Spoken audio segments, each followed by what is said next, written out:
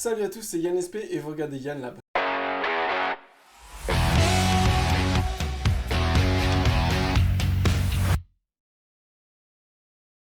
Aujourd'hui, on va parler d'effet levier. C'est un outil hyper efficace en finance et vous verrez que vous l'avez peut-être déjà utilisé ou vous allez certainement l'utiliser à petite ou grande échelle dans votre vie. Cependant, il faut comprendre ce que c'est pour mieux l'utiliser et surtout mieux anticiper les risques que ça implique. Cette vidéo a pour but d'expliquer ce qu'est un effet levier afin de permettre à ceux qui veulent l'utiliser de mieux le comprendre, mieux l'utiliser et surtout mieux l'anticiper. Je vous conseille de re-regarder certains passages que vous trouverez peut-être techniques. On commence comme d'habitude avec une définition que vous gardez en tête et vous verrez, au fur et à mesure de la vidéo, elle deviendra plus claire. L'effet levier est le fait d'obtenir un actif, qui est un bien physique, ou le rendement d'un actif, en ne disposant que d'une partie du montant total de la valeur de ce même actif. Je m'explique. En d'autres termes, cela vous permet d'investir dans un actif alors que vous n'avez pas la capacité de l'acheter cash. Un moyen simple, ou en tout cas le plus répandu d'obtenir cet effet levier est l'endettement. Dans cette vidéo, je vais me concentrer sur cet outil, cependant d'autres moyens existent comme l'utilisation de produits financiers simples, qu'on appelle des produits vanille, ou des produits financiers complexes qu'on appelle produits exotiques, que je vous explique avec un exemple. L'effet levier via endettement. L'endettement est la façon la plus utilisée et certainement la plus simple d'obtenir un effet levier.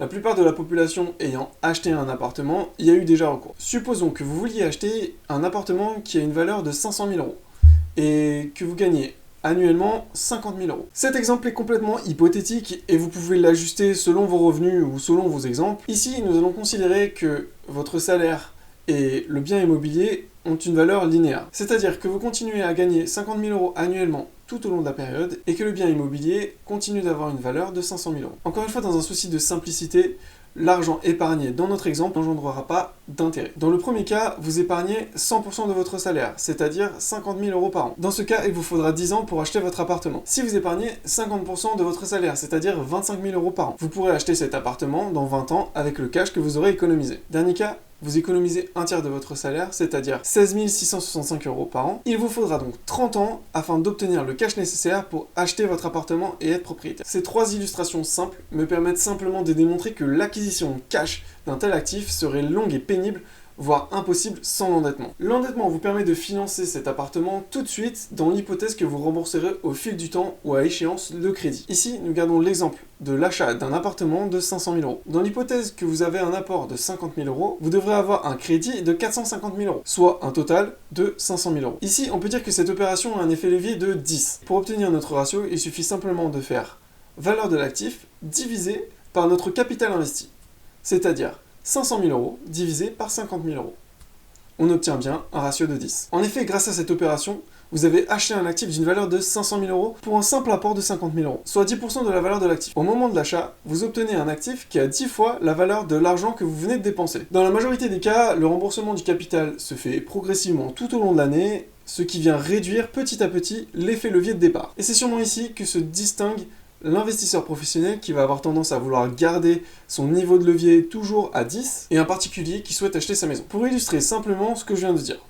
La première année, vous investissez 50 000 euros et vous avez un crédit de 450 000 euros. Votre effet levier est donc de 10. Vous faites 500 000 euros divisé par 50 000 euros est égal à 10. Si vous remboursez 20 000 euros la première année, en année 2, vous avez maintenant investi 70 000 euros.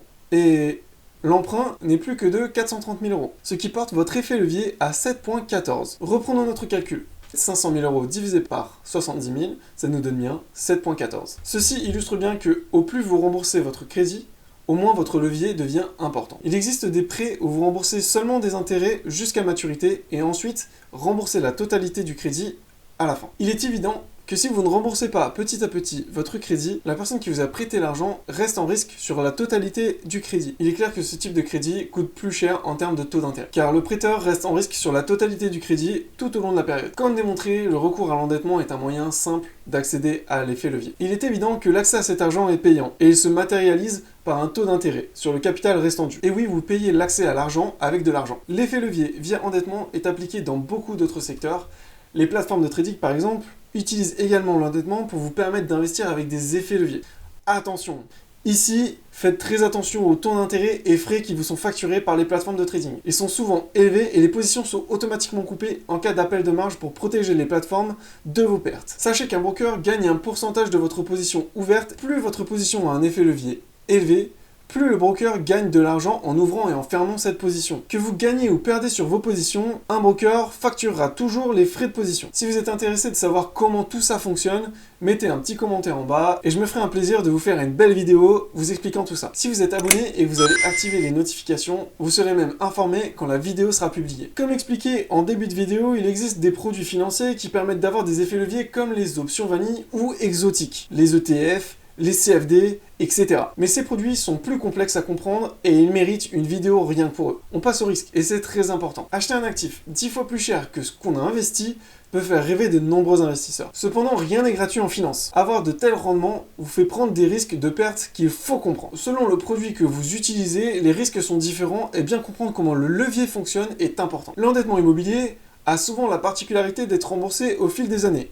Cela permet de réduire les risques seulement pour le prêteur. L'emprunteur, lui, a les mêmes risques tout au long de son emprunt. Les principaux risques ici sont la dépréciation du bien acheté et la potentielle perte ou saisie du bien si au cours de la vie de l'endettement, vous ne pouvez pas payer vos dettes. C'est ce qu'on appelle un événement de crédit. En effet, les prêteurs ont un pouvoir de saisie sur votre actif jusqu'à remboursement total de l'emprunt. Également, si vous empruntez à taux variable, faites très attention car vous êtes en risque sur les taux. Et comme en ce moment les taux montent, vous paierez toujours plus d'intérêts. J'ai également évoqué l'utilisation de l'endettement sur les plateformes de trading. L'utilisation de l'endettement pour un achat de produits financiers sur plateforme de trading vous expose directement à la hausse et à la baisse. Ce sont des positions extrêmement risquées et il faut les utiliser à bon escient. L'utilisation de l'endettement pour un achat de produits financiers sur une plateforme de trading vous expose directement à la hausse et à la baisse. Ceci veut dire que selon votre levier, vos gains et pertes seront plus ou moins rapides. Dans ce cas, plus l'effet levier est important, plus le risque est élevé. En théorie, vous n'avez pas de contrainte à la hausse. Ce qui veut dire que si vous gagnez plus de 100% de votre mise, vous pouvez conserver votre position et espérer gagner plus que 100% de votre investissement de départ. Cependant, vous ne pouvez pas perdre plus de 100% de votre capital engagé. Votre prêteur ne vous le permettra pas, car sinon, ce sera lui qui devra assumer vos pertes additionnelles. Supposons ici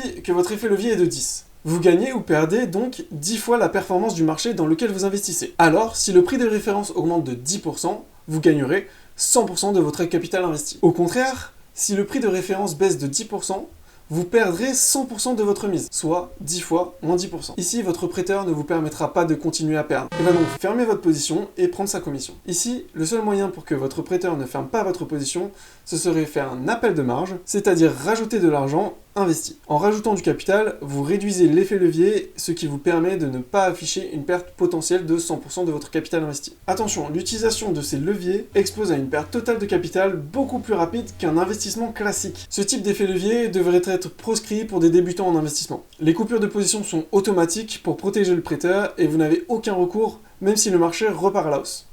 Une fois votre position fermée, vous avez tout perdu. Voilà, on arrive à la fin de cette vidéo et j'espère que vous comprenez maintenant mieux les effets leviers et comment les utiliser à bon escient. Comme je l'ai dit au début de la vidéo, vous pouvez visionner certains passages plusieurs fois, notamment les exemples pour mieux comprendre les mécanismes. N'oubliez pas de lâcher un pouce bleu, de commenter, de vous abonner. Allez, c'était Yann SP, ciao.